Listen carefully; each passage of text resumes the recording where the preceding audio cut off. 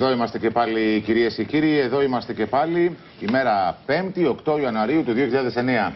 Ο λόγος στον Άρη Σπίνο, γιατί έχουμε τον κύριο Δημήτρη Κακούρο, πρόεδρο του Συλλόγου Υπαλλήλων Style Pub, και υπάρχει ένα ενδιαφέρον ρεπορτάζ, μια πτυχή διαφορετική, την οποία δεν τη γνωρίζαμε μέχρι να ενημερωθούμε από το ρεπορτάζ που κάναμε σήμερα το πρωί.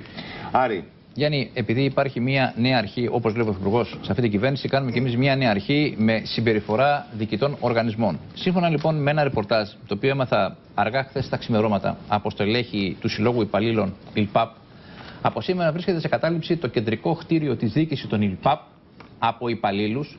Έχουν κρεμαστεί μαύρα σημαίακια στα μπαλκόνια του κτιρίου και έχουν κρεμαστεί και μαύρα σημαίακια στα τρόλεϊ, στα παραθυρά τους. Ο λόγος είναι, όπως καταγγέλει ο Σύλλογος Υπαλλήλων ΙΛΠΑΠ, η αλαζονική συμπεριφορά του Διευθύνοντα Συμβούλου, δηλαδή δεν τους μιλάει, δεν τους υπολογίζει, οι ίδιοι ισχυρίζονται ότι τους απαξιώνει, δεν τους υπολογίζει os συνδικαλιστές, δεν υπάρχουν αυτοί και υπάρχει ο ίδιος.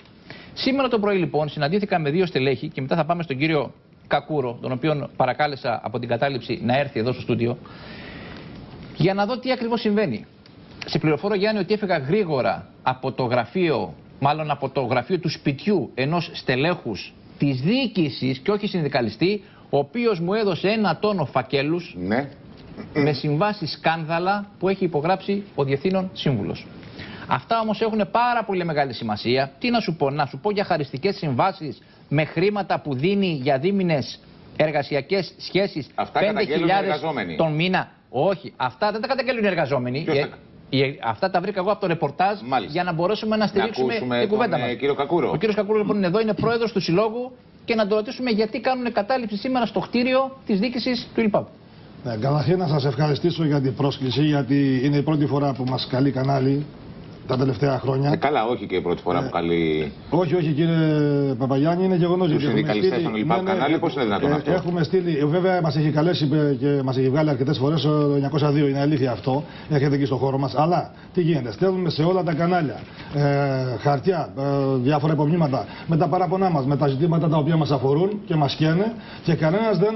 Γι' αυτό και σας ευχαριστούμε για την πρόσκληση αυτή. Τι έχει συμπεριφορά του Προέδρου τώρα? Τι έχω να πω. Λοιπόν, ο κύριος Κανελόπουλος από την πρώτη μέρα που ήρθε στο χώρο μας λειτουργήσε με σαρκασμό εναντίον μας, απαξιωτικά, ηρωνικά, αλαζονικά, διαστρεβλώνει την αλήθεια μονίμως. Ό,τι συζήτηση να κάνεις μαζί του σου λέει τώρα ναι, μετά από λίγο στρίβει την πλάτη και σου λέει όχι.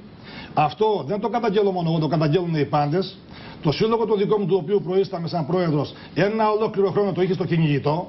Εκβίαζε κόσμο να διαγραφτούν από το σωματείο μου, να πάνε να γραφτούν στα άλλα σωματεία. Αυτά τα έχετε καταγγείλει στον Υπουργό, τα οποία λέτε? Βεβαίως, είχαμε κάνει επιστολή εμπιστευτική στον Υπουργό, ο οποίος δεν έκανε τίποτε. Στον καινούριο Υπουργό, στο καινούριο όχι, προφανώς δεν προλάβαμε. Δεν έχουμε τίποτα με τον άνθρωπο, θα τον δούμε στην πορεία. Πιστεύουμε να δώσει λύση στα προβλήματά μας. Έχουμε όμως να πούμε το εξής, ότι ο Υπουργός ο παλιός ενεχείρισε την επιστολή την εμπιστευτική στον κύριο Κανελόπουλο, ο οποίος σε μια συνάντηση εκείνες τις ημέρες μας έκανε και κήρυγμα μάλιστα. Δείχνοντάς μας ότι κάποιοι, δίνοντας σε μένα προσωπικά στον χώρο εκεί που είμαστε όλοι μαζεμένοι, και έλεγε. Ο κύριος Κανελόπουλος ποιανού επιλογή είναι, του κύριου Χατζηδάκη? Ο κύριος Κανελόπουλος είναι της οικογένειας Μητσοτάκη και είναι φίλος και γνωστός του κυρίου Πεφκιανάκη, που ήταν διευθυντής στο γραφείο τύπου του κυρίου Μητσοτάκη. Εκτιμώ όμως, Γιάννη, από ένα ρεπορτάζ γρήγορο που έκανα πριν μπω στο στούντιο, ότι αυτή τη συμπεριφορά δεν την γνωρίζουν καθόλου στην οικογένεια Μητσοτάκη. Δεν τη γνωρίζουν, όχι. Καλά, προφανώς δεν τη γνωρίζουν. Τι ευθύνεται ο κύριος Μητσοτάκης για αυτά τα οποία κάνει ο συγκεκριμένος πρόεδρος? Τώρα, συγγνώμη κύριε Πρόεδρε, να κάνω μια ερώτηση τώρα, γιατί αυτά τα πήραμε φάξ πριν από λίγο. Κάποια τιμολόγια εδώ, κάποια τιμολόγια που αφορά την έκδοση μιας εφημερίδας αρκετών εκατοντάδων χιλιάδων ευρώ. Εσείς βγάζετε εφημερίδα, είστε εκδοτές εκεί στον ΙΛΠΑΠ, τι κάνετε? Ο σύλλογος μας. Ναι, αυτή την εφημερίδα, ποιος τη διαβατεί, εφημερίδα είναι? Η Real News είναι, ποια εφημερίδα είναι αυτή? Τι τιμολόγια είναι αυτά? Όχι, τιμολόγια. Εμείς σαν σωματείο δεν βγάζουμε εφημερίδα. Αλλά ποιος βγάζει εφημερίδα? Στο χώρο μας ο οργανισμός βγάζει μια εφημερίδα τελευταίο 5μηνο εξάμηνο, έχει βγάλει 4-5 φύλλα. Ποιος οργανισμός? Ο ΙΛΠΑΠ.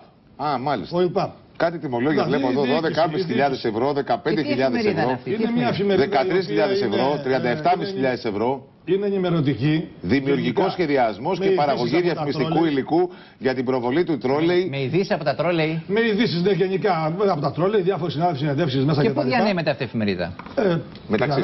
Μεταξύ μας και όχι μόνο μεταξύ μας και σοριδών μέσα στα τρόλεϊ πετιούνται σε κάποια δωμάτια στίβα είναι. Καταλάβαμε, κύριε Πρόεδρε, καταλάβαμε τι γίνεται. Καταλάβαμε. Εγώ ήθελα να πω. Πέστε μας δύο κουβέντες, δεν έχουμε πολύ χρόνο. Ότι εμείς είμαστε σε μια αναστάτωση το τελευταίο διάστημα, γιατί έχουμε καταγγείλει από το Δεκέμβρη του 7 τις συμβάσεις μας, από το Γενάρη και Φλεβάρι του 8, ναι, απαξίωσε να συζητήσει με όλα τα σωματεία, κυρίως με το σωματείο το δικό μου. Γιατί ήλεχε με κάποια άτομα τα δύο άλλα σωματεία του χώρου. Μάλιστα. Και νόμιζε ότι μπορεί να κάνει τα ό,τι ήθελε. Ήρθαν οι εκλογές, άλλαξαν τα δεδομένα, είμαστε όλοι μαζί εδώ και 2 μήνες. Μας κάλεσε 1-2 φορές σε κάποιες συζητήσεις να κάνουμε προσχηματικό διάλογο. Μας ηρωνευόταν όλους μαζί, γινόταν ένας πανικός. Και τι έχω να πω? Έχω να πω το εξής, κύριε Πρόεδρε, έχω να πω το εξής, θέλω να το καταγγείλω. Ο άνθρωπος δεν ήρθε να διοικήσει τον οργανισμό όπως τον διέταξε η κυβέρνηση, ήρθε να παίξει τον ρόλο του συνδικαλιστή. Συνδικαλιζόταν επί ένα ολόκληρο χρόνο. Μέχρι που κατάφερε και διέσπασε και την κυβερνητική παράταξη. Από Δευτέρα θα δώσουμε συνέχεια στο ρεπορτάζ και θα σας καλέσουμε και εσάς και τους συναδέλφους σας. Θέλουμε λύση στο πρόβλημά μας. Είμαστε με αμοιβές, κύριε Παπαγιάννη, πιστέψτε μας. Είμαστε με αμοιβές του 2007 ακόμα και ζούμε στην οικογένειά. Και είμαστε το 2009. Το κύριο αυτόν θα τον κρατήσει ο νέος υπουργός? Τι λέει το ρεπορτάζ, Άρη? Βγαίνει ο ίδιος πάντως ο κύριος Διευθύνων Σύμβουλος, λέει ότι κάνει χάρη στην κυβέρνηση που άφησε τη δουλειά του και βρίσκεται σε αυτόν τον οργανισμό. Κάπου το έχω ξανακούσει αυτό. Και έφυγε νύχτα ο υπουργός που το είπε. Κύριε Κακούρο, θα δώσουμε συνέχεια στο ρεπορτάζ. Αυτό είναι πάρα πολύ ενδιαφέρον. Έχει εδώ ένα πάκο χαρτιά ο Άρης με κάτι περίεργα τιμολόγια για εκδόσεις εφημερίδων. Και συμβάσεις, κάτι 5.000, κάτι 100.000, κάτι 150.000. Δηλαδή είναι απίστευτα πράγματα. Πολλά ακούγονται. Θα το συνεχίσουμε από Δευτέρα. Εντάξει, να είστε καλά, κύριε Κακούρο. Λοιπόν, Ανδρέα, να σας ευχαριστήσω πολύ.